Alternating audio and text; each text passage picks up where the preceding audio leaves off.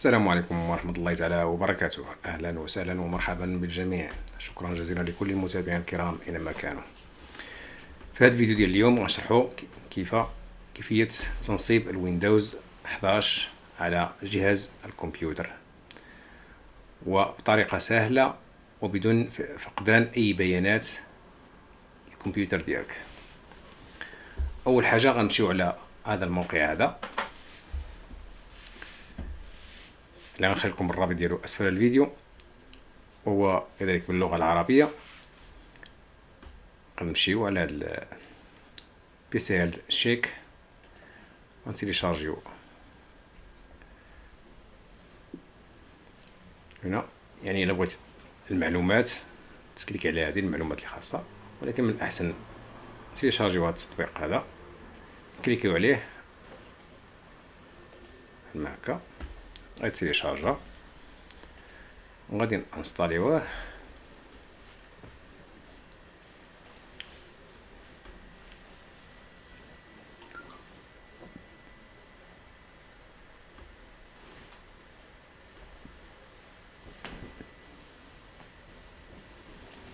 من بعد الانستالا هذا هو غنكليكيو على هذه باش يورينا شنو واش يعني الكمبيوتر صالح او ما صالحش. هنا اول حاجه كيعطيك هاد العلامه خضراء بلا الكمبيوتر عندك يعني صالح للويندوز 11. غنمشيو على هذا هنا يعطيك المعلومات اللي مطلوبه، يعني هنا طالبين جوج بيسي تيمبو.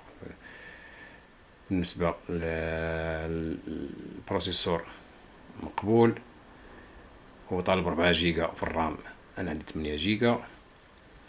طالب 64 جيجا في الهارد ديسك، يعني هي عندي أنا 256. يعني كل متطلبات مزيانة.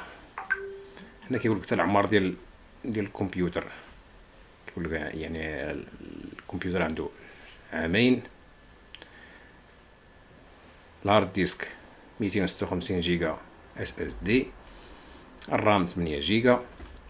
يعني المتطلبات ديال الكمبيوتر مزيانه. نخرجوا من هذا ونمشيو للموقع، وهو هذا، وننزلوا النسخة ديال الويندوز من هذا المكان هذا. كليكي غينزل النسخة ديال الويندوز، غادي كليكيو عليها نديرو نعم، نديرو اكسبت ونتسناو حتى ينزل النسخة ديال الويندوز.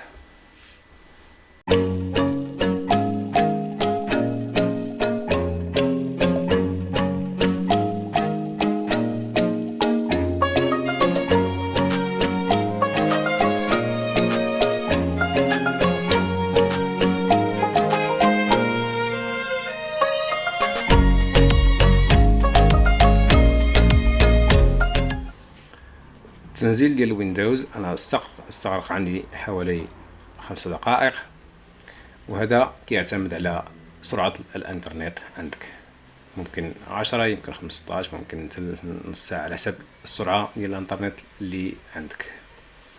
من بعد باش كتمل التنزيل يعني كيفيريفيكي الكمبيوتر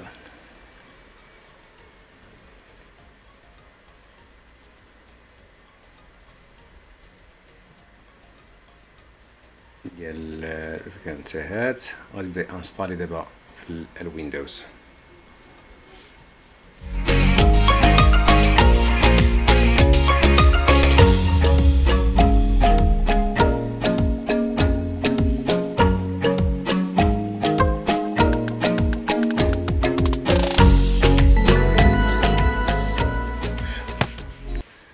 هنا من بعد ما يعني التثبيت دام حوالي 40 دقيقة، وهذا راجع إلى سرعة الكمبيوتر. هذه هي الشاشة الأخيرة. طلعت لنا كيقول لك زعما إذا كنتي كتستعمل الكمبيوتر يمكن لك توضب الأمور ديالك ومن بعد تطفيه وتشعلو. وإلا بغيتي تعاود تروديماري الكمبيوتر أو روديماري، حنا نعاودو روديماري دابا حاليا ونشوفو.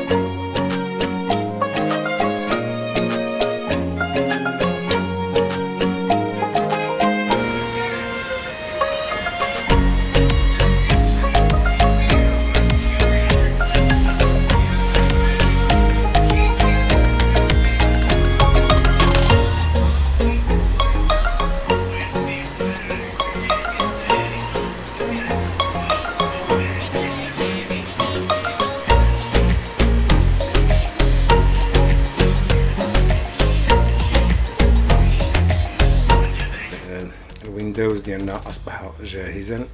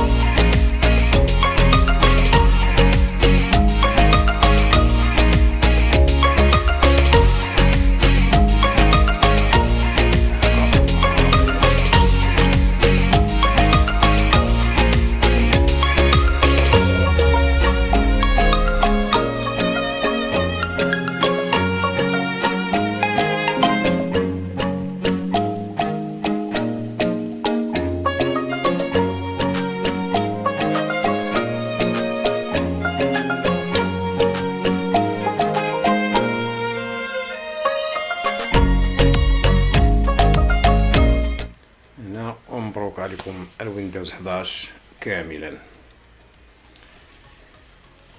هذا هو الفيديو ديال اليوم، وإلا عجبكم الفيديو ما نساوناش بالدعم ديالكم بالبارطاج باش تعم الفائدة، وكذلك اللي مشارك في القناة ندعوه للاشتراك في القناة وتفعيل الجرس لكي يصلك كل جديد.